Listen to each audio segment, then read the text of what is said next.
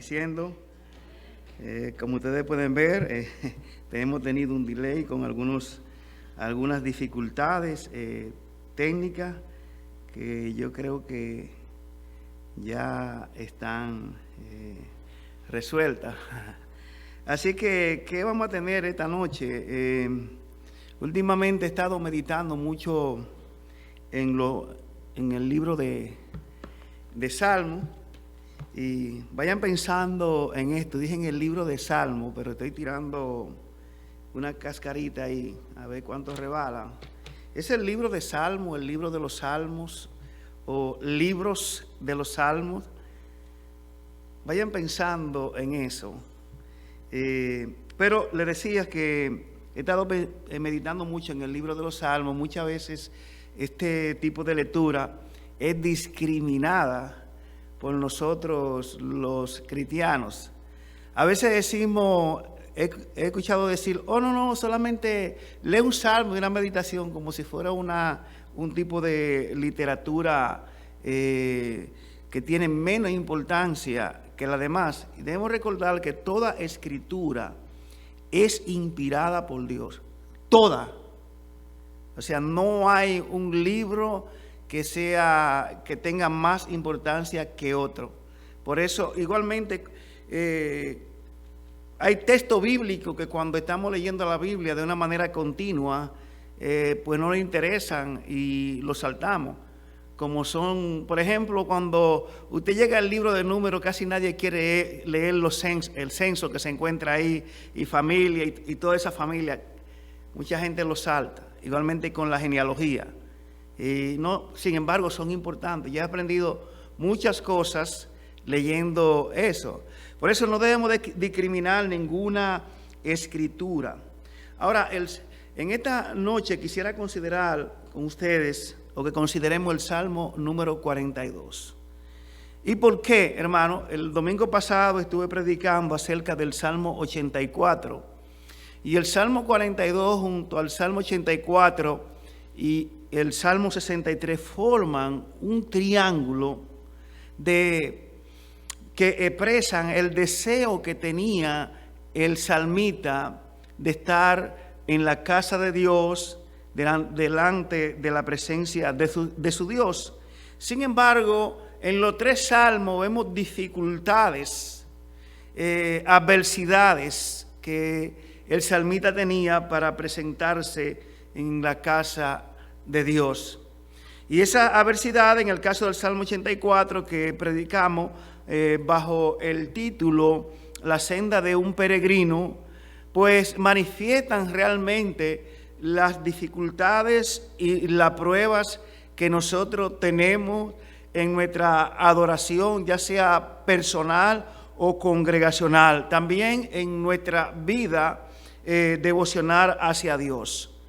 Cada uno de nosotros vamos a pasar por dificultades, por pruebas, por adversidades, y las mismas, si no son canalizadas de una manera bíblica, pueden resultar en un obstáculo en nuestra comunión con Dios, al no poder entender por qué son necesarias las pruebas y dificultades en la vida del creyente. Hoy tenemos una participación limitada en cuanto a los hermanos en las redes sociales, pues ya habíamos enviado el anuncio de que no iba a haber transmisión por las dificultades. Si alguno se atrevió, a pesar de eso, a cliquear el link, bueno, pues entonces va a participar del estudio. Si no, el resto, la mayoría, pues se va a quedar sin el estudio. Así que vamos al libro de Salmos, al capítulo 42. No creo que podamos terminar de poner este salmo en esta noche, porque primero quiero hacer como un bosquejo general acerca del libro de los Salmos. Salmo 42 dice así: como el ciervo brama por las corrientes de las aguas, así clama por ti, oh Dios, el alma mía. Mi alma tiene sed de Dios, del Dios vivo. ¿Cuándo vendré y me presentaré delante de Dios? Fueron mis lágrimas mi pan de día y de noche, mientras me dicen todos los días, ¿dónde está tu Dios? Me acuerdo de estas cosas y derramo mi alma dentro de mí, de cómo yo fui con la multitud y la conduje de la casa de Dios, entre voces de alegría y de alabanza del pueblo en fiesta. ¿Por qué te abates, oh alma mía, y te turbas dentro de mí? Espera en Dios, porque aún he de alabarle, salvación mía y Dios mío. Dios mío, mi alma está abatida en mí.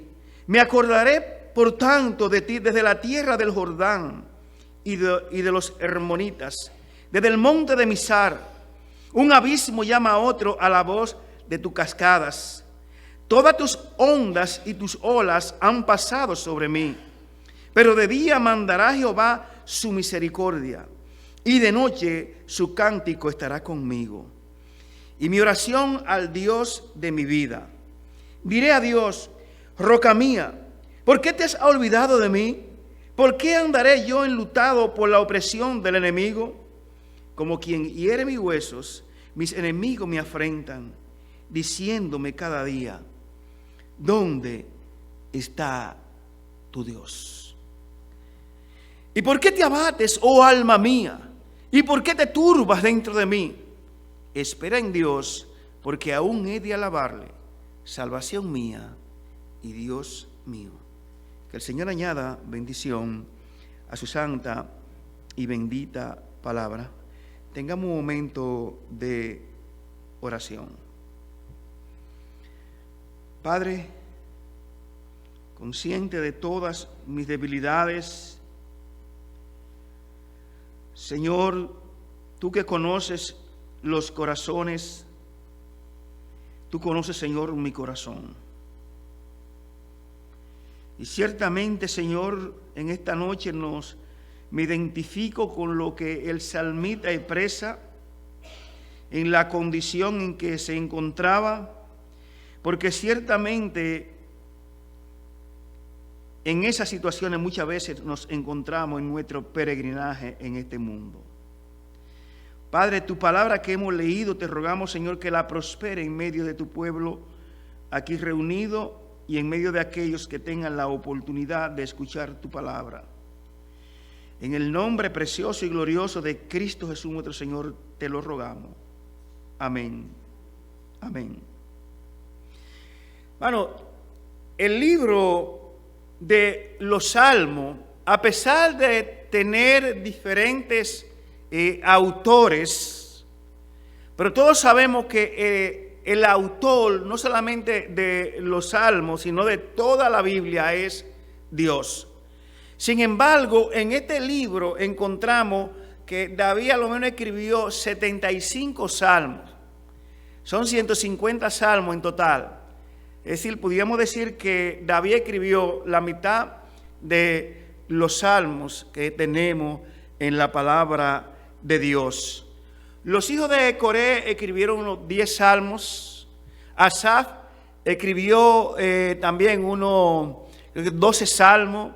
A Salomón se le atribuyen 2 salmos. También se le atribuye un salmo a Moisés. Y hay unos 48 salmos que no se ha podido identificar quiénes fue que lo escribieron. Sin embargo, hermano, el libro de los salmos como tal no es un solo libro. ¿Cuántos libros son?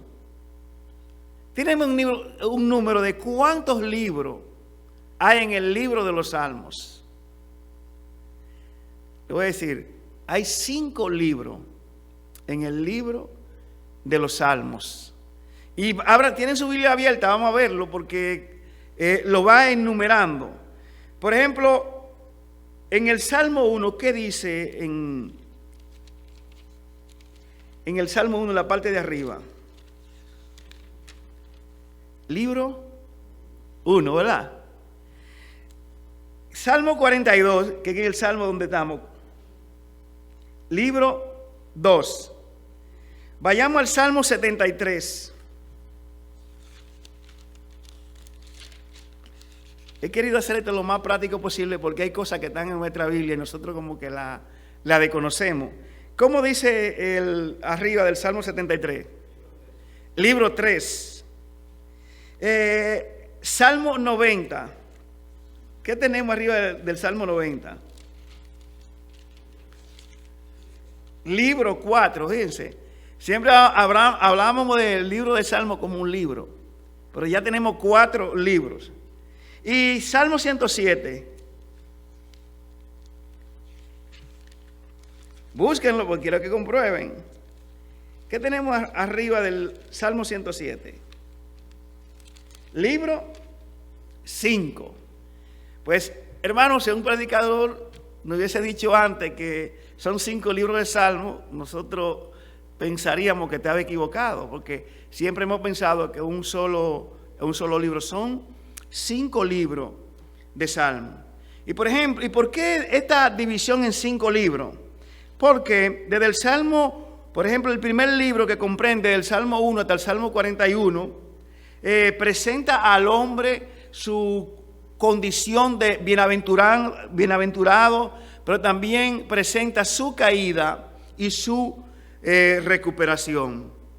Los salmos del 42 al 72 tienen que ver mucho con la nación de Israel.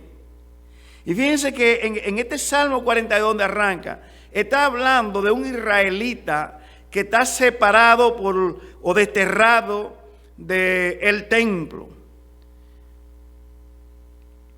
El libro 3, que comienza con el Salmo 73, que es un salmo de Asaf, tiene que ver mucho con la adoración en el santuario.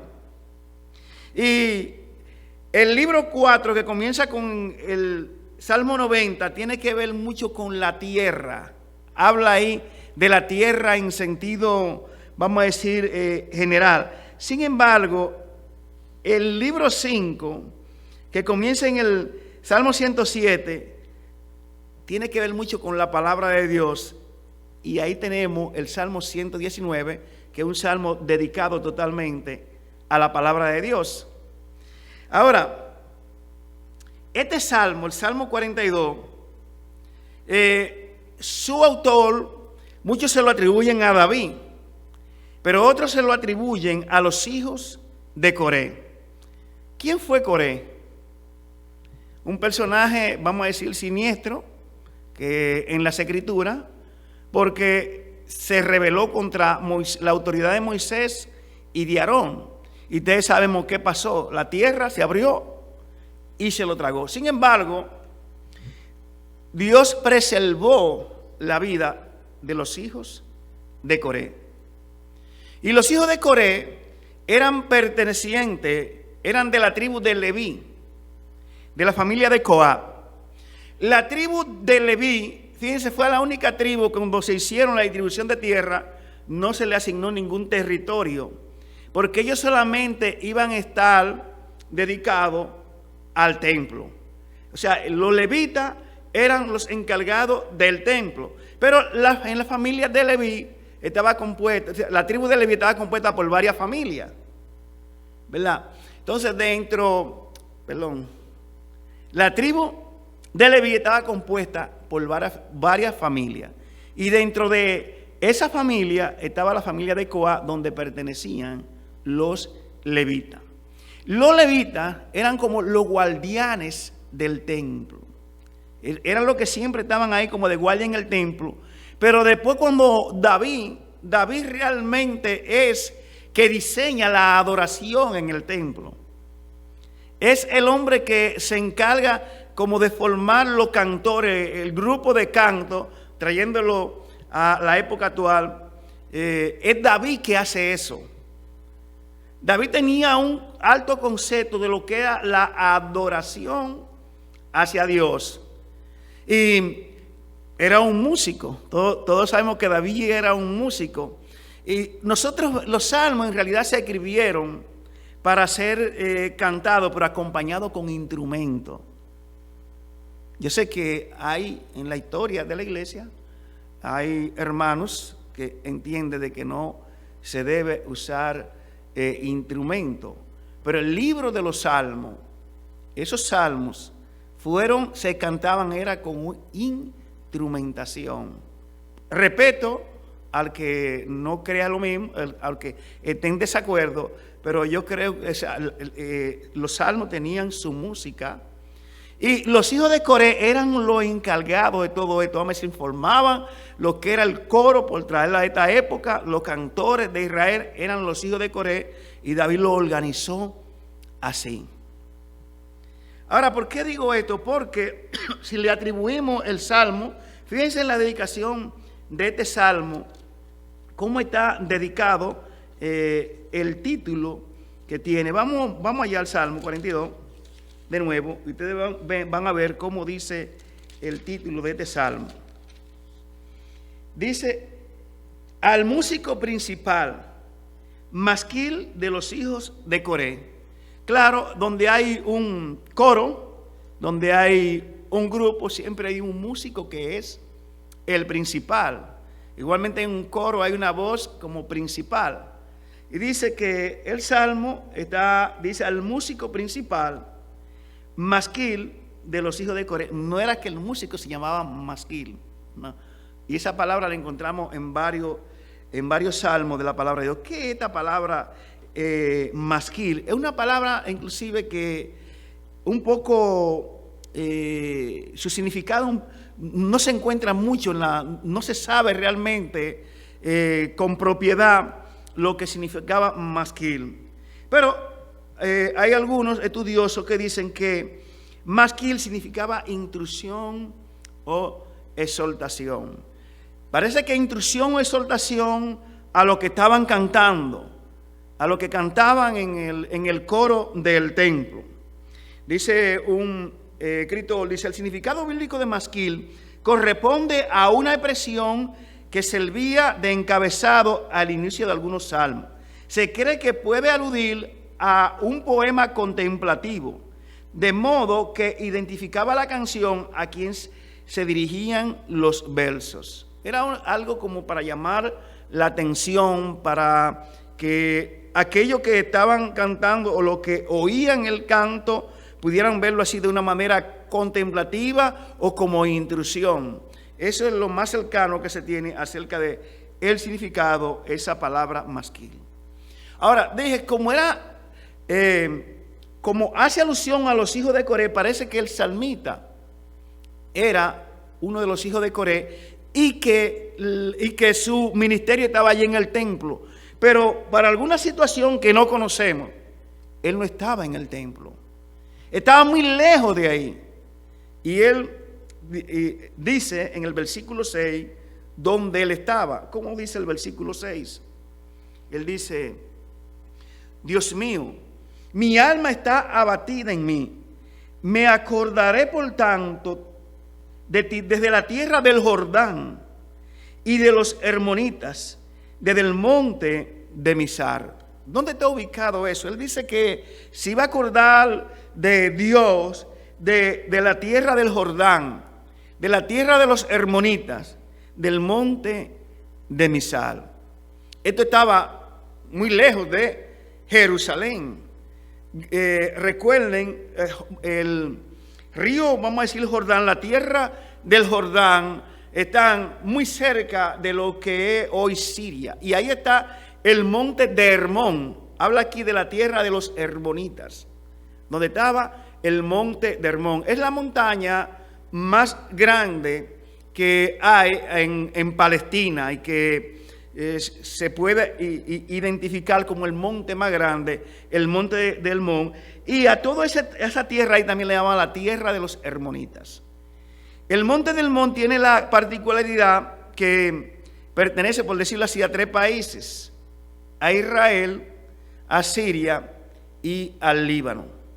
Y forma parte de lo que es una cordillera. Una cordillera son como varios montes, donde resalta el monte de Hermón. Por eso también hace referencia de aquí al monte de Misar. De eso no se habla mucho, no tenemos mucha información acerca de lo que era el monte de Misar. Pero en esa zona, en esa región, estaba el salmita. Y algún impedimento había para que él pudiera llegar al templo. Y por eso es que vamos a considerar este salmo bajo tres encabezados. Vamos a ver, al igual que como vimos en el Salmo 84, vemos aquí en los versículos 1 al 2, el anhelo que tenía el salmista de estar delante de la presencia de Dios, y usa un símil, usa una figura allí de un ciervo bramando por el agua. Así él dice que su alma clamaba por la presencia de Dios. Dice el versículo 1, como el ciervo brama por las corrientes de las aguas, así clama por ti, oh Dios, el alma mía. Mi alma tiene sed de Dios. Bueno, un ciervo no es más que un venado. Por aquí vemos mucho venado y a veces hemos estado a punto de tener un accidente porque se nos atraviesa uno. Pero un venado en un desierto clamando por agua, y él dice que su alma estaba en esa condición porque el lugar de él, ¿cuál era? El templo.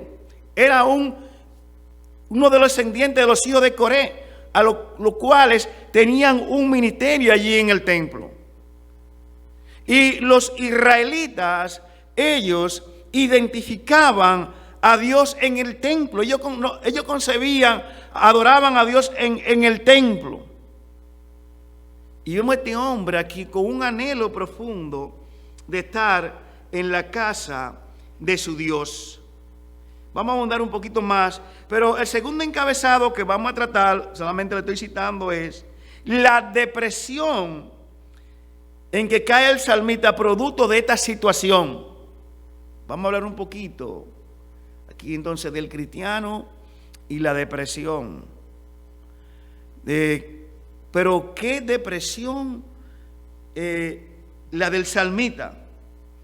Y vamos a ver su condición producto de él no poder estar en la casa de Dios y cumplir su ministerio. Y finalmente vamos a ver la esperanza y la confianza de que tenía el salmista aún estando viviendo en una situación como esta. El anhelo del salmista. Él aquí expresa que su alma se sentía al igual que un ciervo, para que lo entendamos mejor, como un venado, clamando en medio allí del desierto por el agua. Hermanos, y yo me estaba preguntando que si nosotros verdaderamente sentimos ese mismo tipo de sed que tenía el salmista, como él lo expresa con esta figura, un ciervo clamando por la corriente de las aguas. No estaba clamando por cualquier cosa. Su alma estaba clamando por agua viva, por el Dios vivo, como lo expresa también el salmista en el Salmo 63. Todos sabemos la importancia que tiene el agua para el organismo. El agua es vital para la vida. Inclusive, en ciertas circunstancias, hasta más importante que la comida. Porque podemos pasar muchos días sin comer, pero no sin tomar agua. Y él usa esta figura de un ciervo clamando por la corriente de las aguas para expresar cómo estaba su alma deseando la presencia de Dios. Miren, estos 2 años, casi 2 años que tuvimos sin congregarnos de una manera presencial, yo creo que reveló lo que había en cada creyente. Yo sé que muchos hermanos, al igual como estaba aquí el salmista, querían, deseaban, anhelaban estar aquí en este lugar. Y siempre nos preguntaban cuándo es que vamos a abrir de una manera presencial. Sus almas o nuestras almas deseaban estar aquí en la casa de Dios. Y eso reveló realmente cuál era el estado de nuestras almas.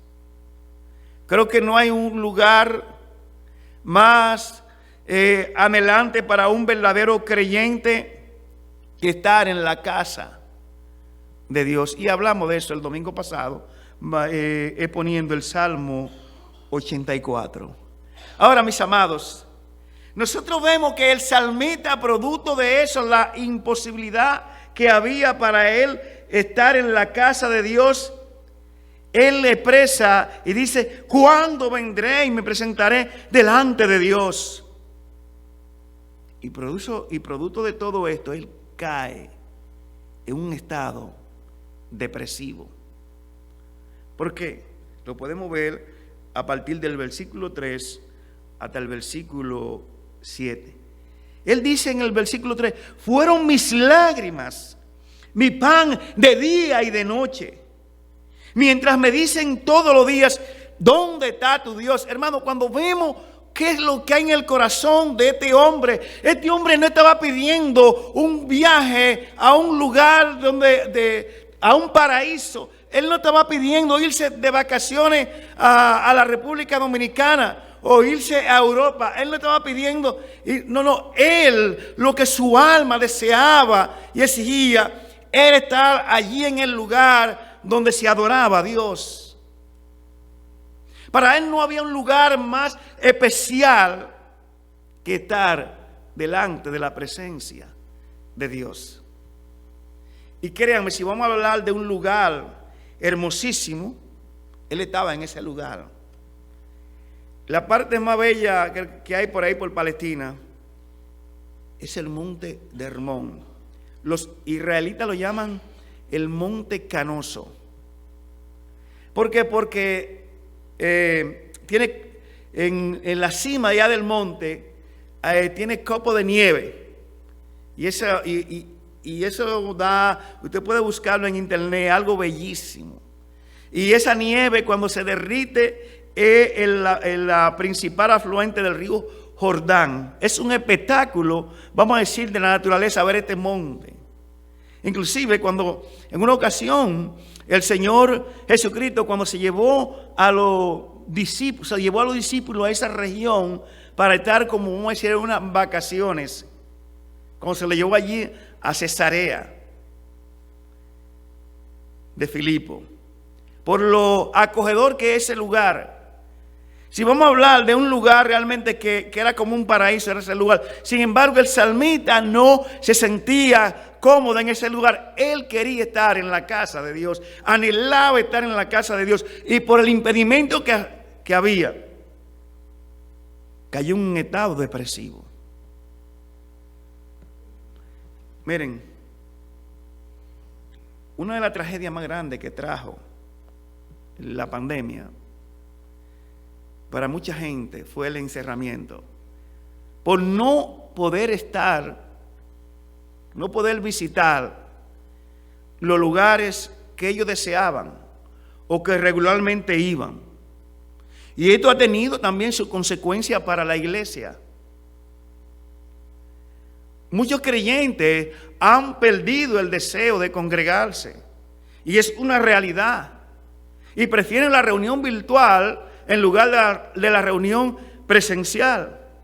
Si al salmista allí en el monte de Hermón le hubiesen dicho: ven, conéctate por Zoom, él iba a rechazar eso porque él quería estar allí en la casa de su Dios. Ahora, miren cómo él expresa esto: fueron mis lágrimas, mi pan de día y de noche. Wow, qué situación esta. Este hombre se derramaba en lágrimas de día y de noche por ese anhelo profundo que había en su alma. Estaba sumergido en una total depresión. Y los que estaban ahí cerca de él le decían, ¿dónde está tu Dios?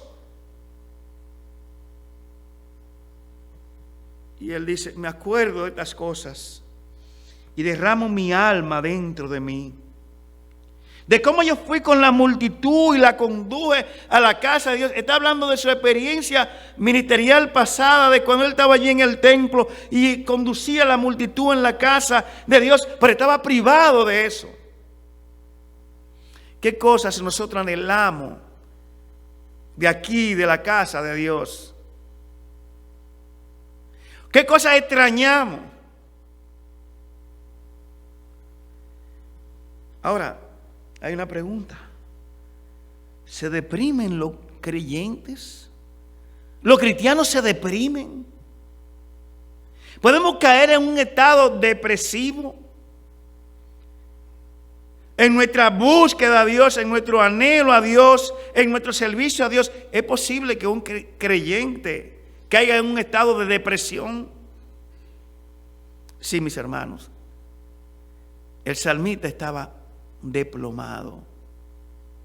¿Cuántas veces no nos hemos sentido así? Yo le voy a dar un ejemplo, pero antes,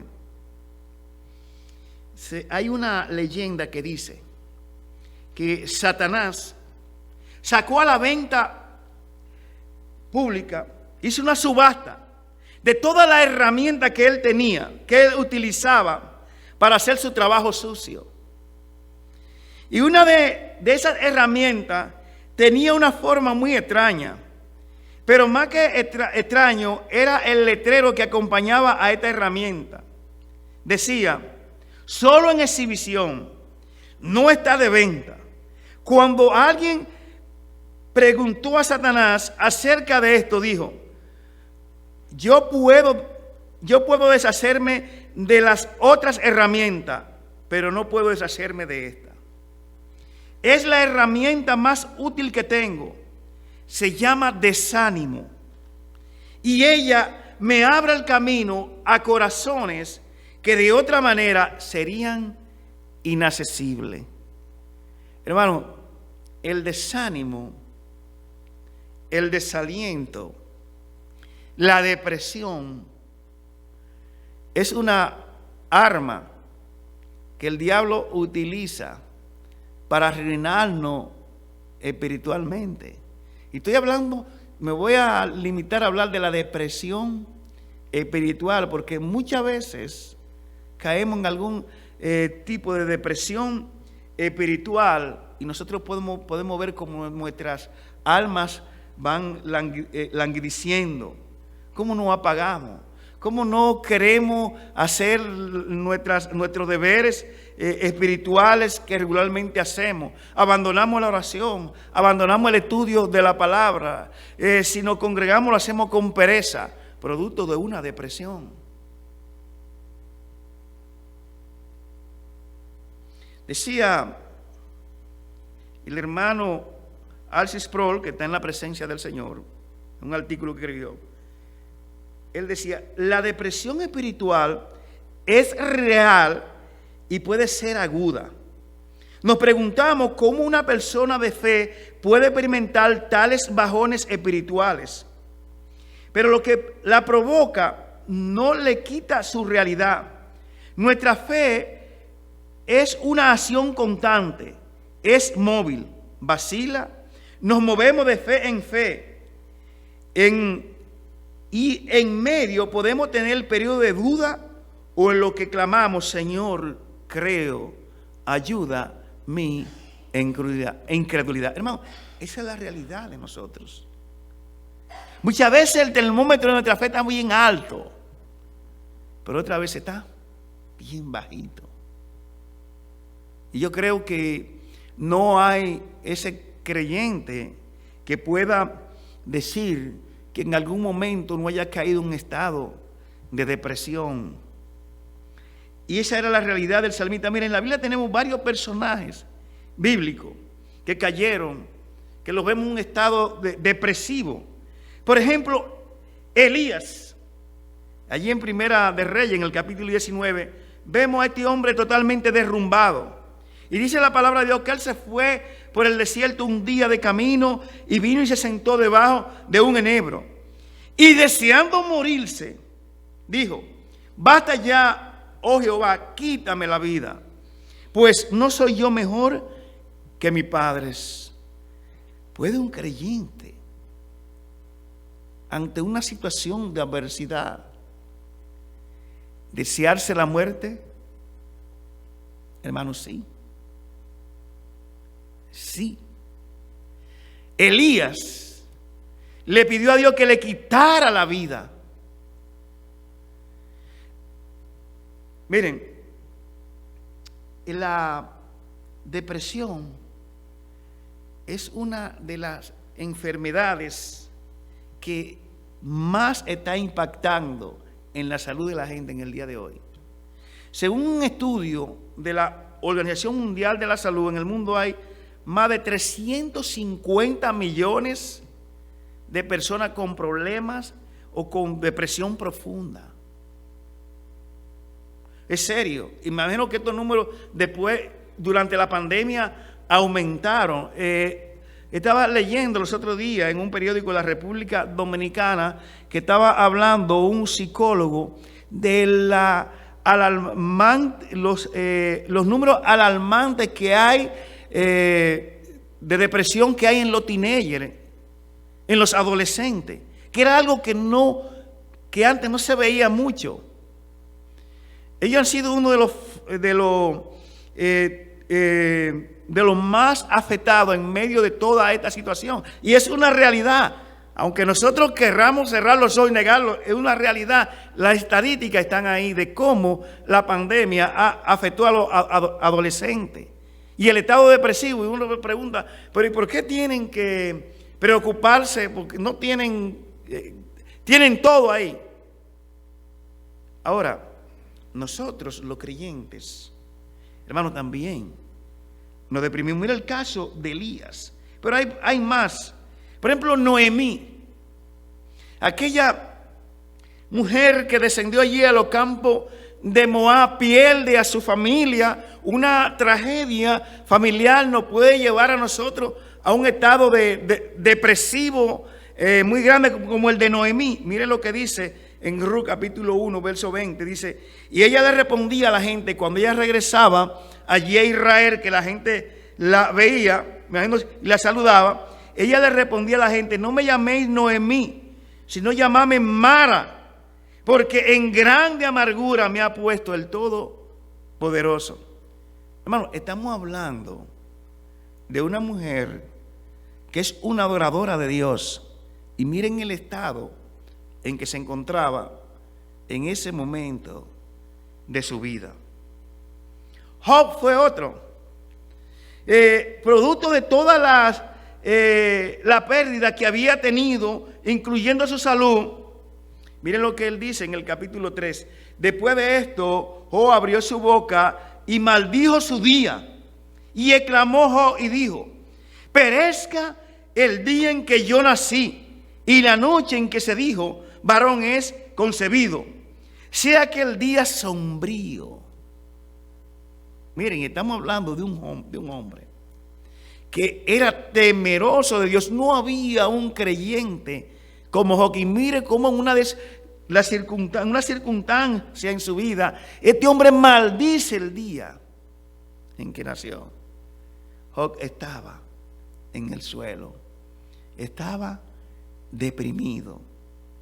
Hermano, y digo esto porque muchas veces cuando nosotros vemos a un creyente que está en un estado depresivo, hasta cuestionamos su fe, cuestionamos si es creyente. Pero la palabra de Dios está lleno de personajes bíblicos que cayeron en un estado de depresión profunda. Jeremías, ¿cómo le llaman Jeremías en la Biblia? El profeta llorón. Y oiga, y escribió un libro solamente para lamentarse. ¿Cómo se llama? Lamentaciones. ¿Usted una vez ha estudiado Lamentaciones? Yo creo que los cristianos vuelan ese libro. Lamentaciones. Yo no quiero eso. no sabiendo que eso forma parte también, o puede formar parte de nuestra vida cristiana. Miren lo que dice él en Lamentaciones, capítulo 3, verso 19 al 20, dice: recuerda que ando errante y afligido, que estoy saturado de hiel y amargura. Siempre tengo esto presente y por eso me deprimo. Jeremías dice que por esa cosa se deprimía. El profeta Jeremías. Ya me oído al profeta Jeremías, a Elías. David también, ante una situación, aquel pecado que cometió con Betsabé, lo llevó a un estado de desesperación, de desánimo, de depresión en su vida, que él escribe 3 salmos, el Salmo 51, el Salmo 32, el Salmo 38. Y hay que ver lo que él dice en el Salmo 38, que cómo David se expresa del estado en que se encontraba. Hermano, la depresión es una realidad y nosotros los creyentes no estamos exentos de caer en ese estado. Ahora, Dios nos ha dejado su palabra para poder enfrentarla. Miren, hay hombres que nosotros encontramos que fueron grandes hombres dentro de la iglesia, en la historia de la iglesia.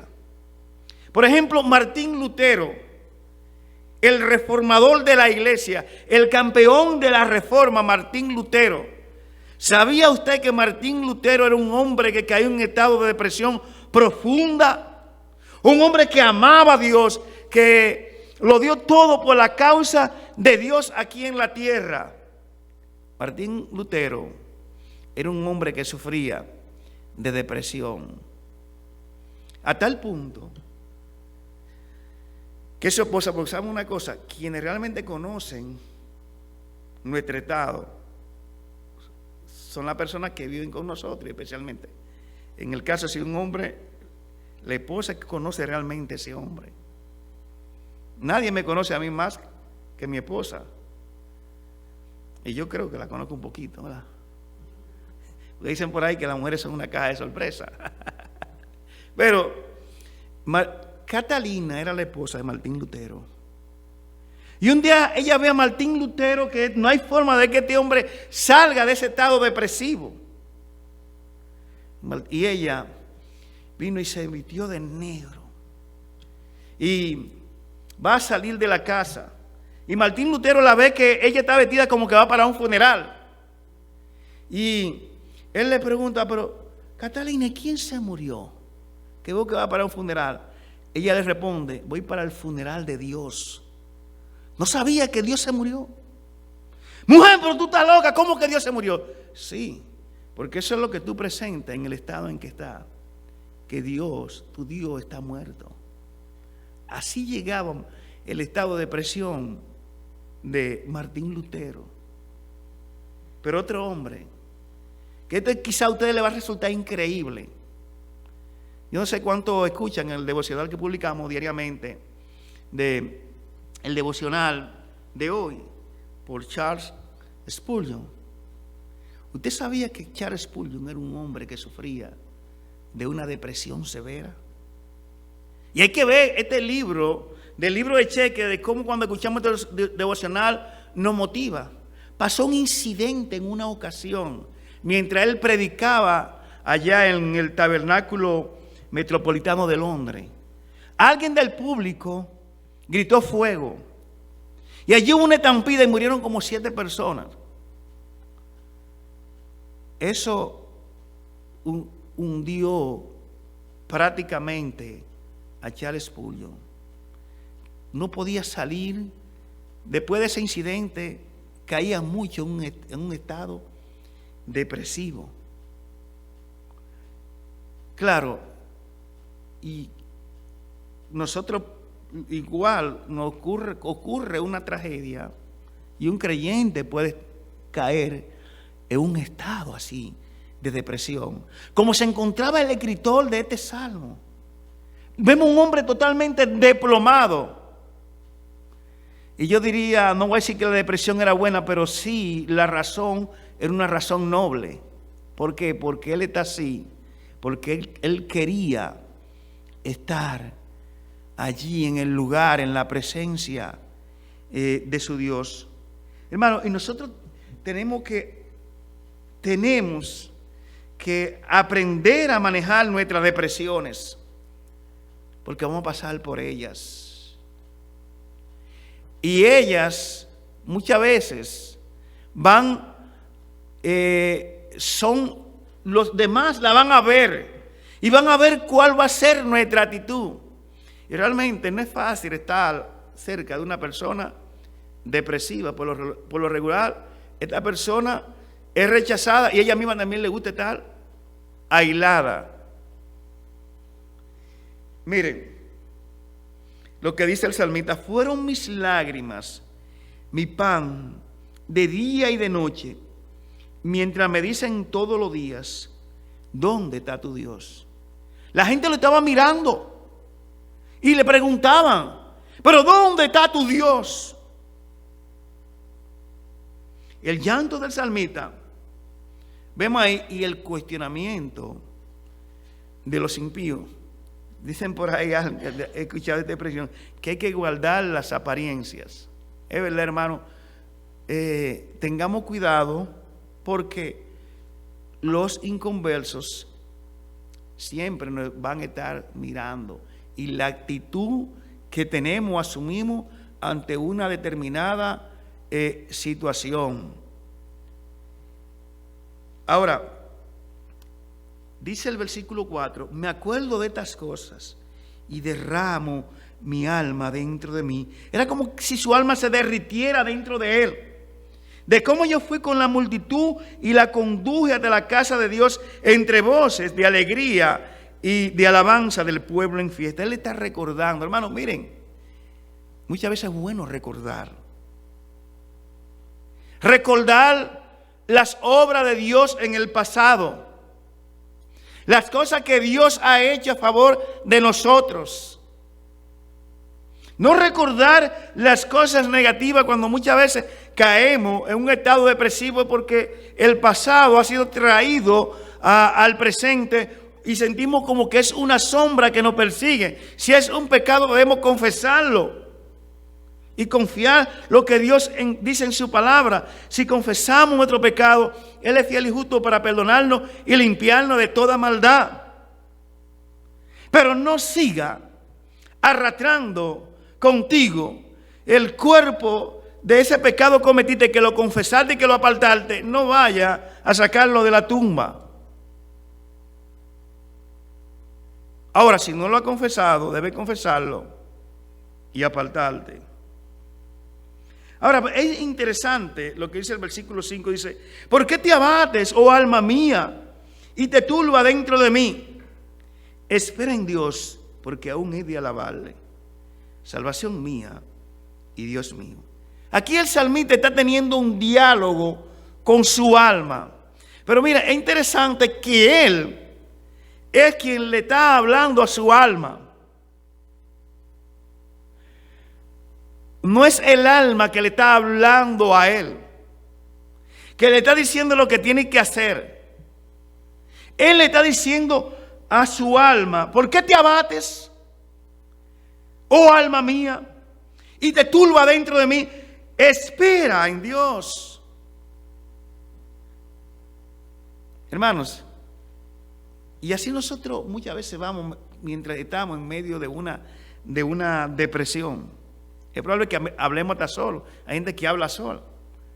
Hablan consigo mismo. Él está teniendo un diálogo con su alma. Y esto es común en los salmos. Por ejemplo, en el Salmo 103, nosotros vemos que el salmista comienza este salmo, ¿verdad?, con una conversación con su alma. Bendice, alma mía, a Jehová, y no te olvides de ninguno de sus beneficios. Y comienza, está teniendo una conversación con su alma. Hermano, nosotros no solamente somos materia. Tenemos una alma, tenemos un espíritu y tenemos un cuerpo. Yo sé que hay algunos que dicen que solamente somos cuerpo y alma. Pero como hablaba con unos hermanos, yo nunca entro en ese tipo de polémica porque la veo innecesaria, pero no somos algo solamente material. ¿Y cuál es el centro? ¿Dónde se registra nuestra depresión? Ahí, nuestra alma. Ella es la que demanda.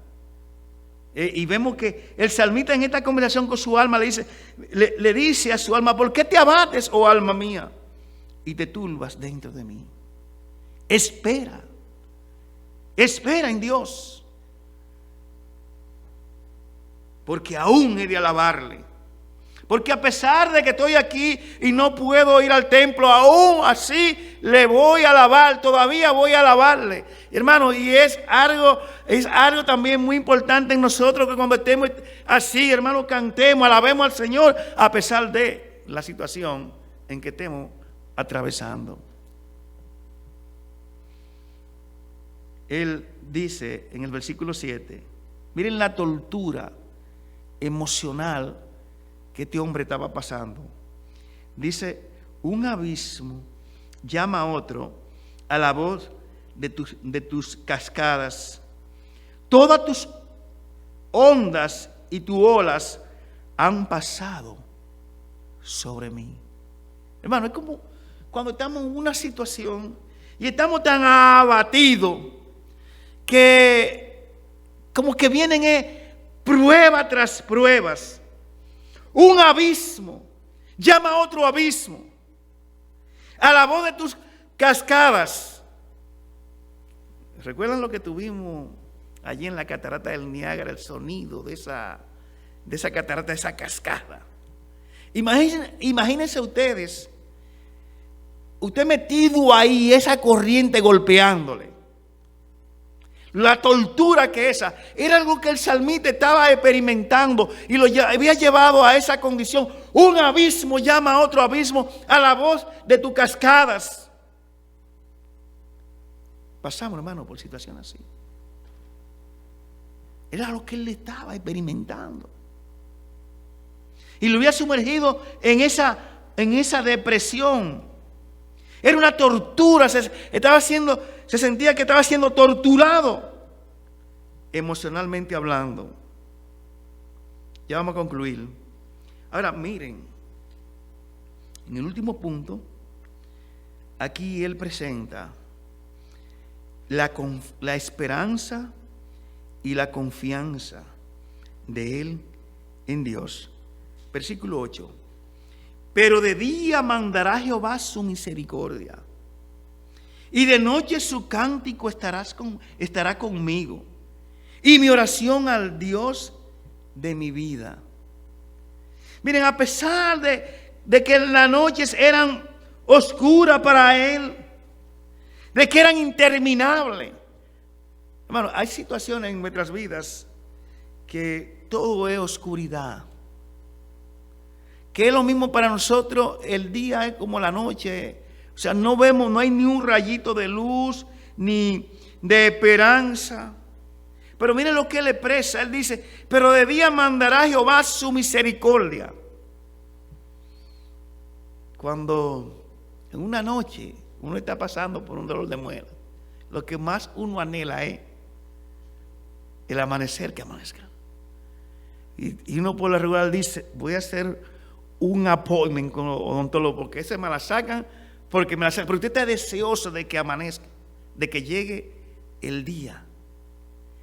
Él dice aquí: pero de día mandará Jehová su misericordia, y en la noche su cántico estará conmigo. Mi oración al Dios de mi vida. En medio de esta situación que él está pasando, él reconoce la misericordia de Dios. Él sabe que son nuevas cada mañana. Él sabe que hay abundante misericordia en su Dios. Y aún en medio del dolor, su cántico estará conmigo. Por eso es que el cristiano tiene que alabar a Dios en cualquier circunstancia. Debe estar siempre gozoso, como Pablo le escribe a los filipenses. Versículo 9 dice: diré a mi Dios, roca mía. Miren, pero él reconoce la misericordia de Dios. Él reconoce que de día Dios va a mandar su misericordia. Jeremías, leímos en el capítulo 3 el panorama desolador que Jeremías presenta acerca de la circunstancia en que estaba pasando. Ahora miren ese mismo capítulo 3 a partir del versículo 22, miren lo que Jeremías dice. Por la misericordia de Jehová no hemos sido consumidos, porque nunca decayeron sus misericordias. Nuevas son cada mañana. Grande es tu fidelidad. Hermanos,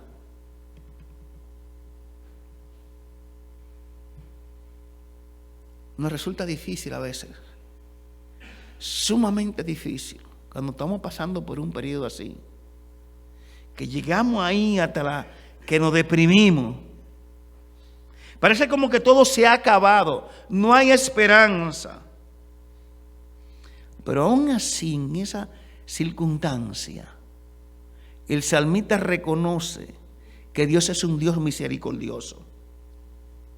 Y él dice que por la misericordia, dice Jeremías, de Dios, no hemos sido consumidos, porque nunca decayeron sus misericordias.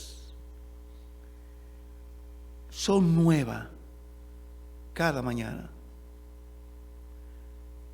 Vienen situaciones a nuestras vidas que por un momento quizás te pensamos dejar la vida cristiana. Puede pasar ese pensamiento, pero no podemos. No podemos.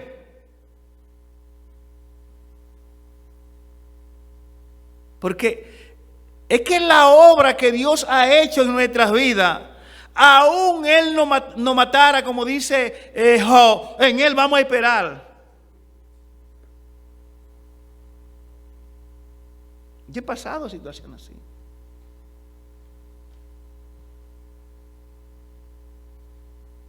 Por eso en ese pasaje de San Juan capítulo 6, el Señor dijo allí una palabra muy dura, de que tenían que comer su carne, tenían que beber su sangre. Y allí había una multitud de discípulos, entre comillas, que habían seguido al Señor, pero cuando pronunció esta palabra, resultaron muy duras para ellos. Y la mayoría abandonó al Señor. Y nada más quedan los 12 allí. Y el Señor le dice, ¿ustedes también quieren irse? Y el vocero del grupo, que era Pedro, le dice, Señor, ¿a quién iremos? Tú tienes palabra de vida eterna. Hermanos, y el verdadero creyente, a pesar del turbión que hay en su vida, él se sostiene en Dios. Él espera en Dios.